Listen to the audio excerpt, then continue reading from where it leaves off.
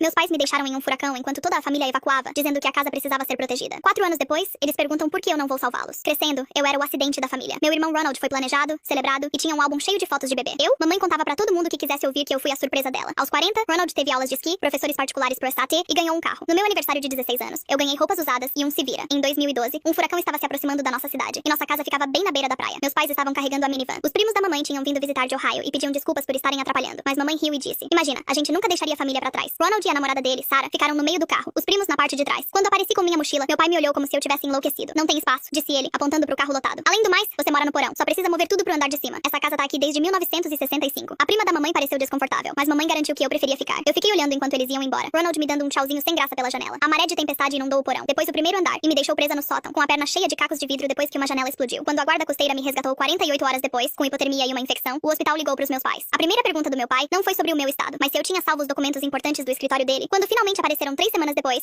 que os primos da mamãe já estavam em casa em segurança, ela entrou no meu quarto do hospital e disse: "Você devia proteger a casa, não destruí-la", tentando bancar o herói, né? A enfermeira até ficou chocada. Mamãe continuou, explicando pra ela que eu devia ter sabido a hora de sair, que qualquer pessoa com bom senso teria saído quando a água chegou ao segundo andar. Em vez de esperar que eles mudassem, usei os $3.000 que recebi da FEMA, basicamente um auxílio do governo pra desastres, e aprendi restauração de propriedades. Um ano depois, me mudei e comecei a reformar casas danificadas por enchente. Em 4 anos, eu tinha uma construtora e 8 imóveis. No Natal, quando Ronald comentou que eu estava indo bem, papai disse: "Qualquer um pode ganhar dinheiro com a tragédia dos outros." Mamãe completou dizendo que eu tinha encontrado meu nível trabalhando com casas destruídas. Eles nem imaginavam que eu acabara de comprar uma casa de praia em Miami por $3 milhões.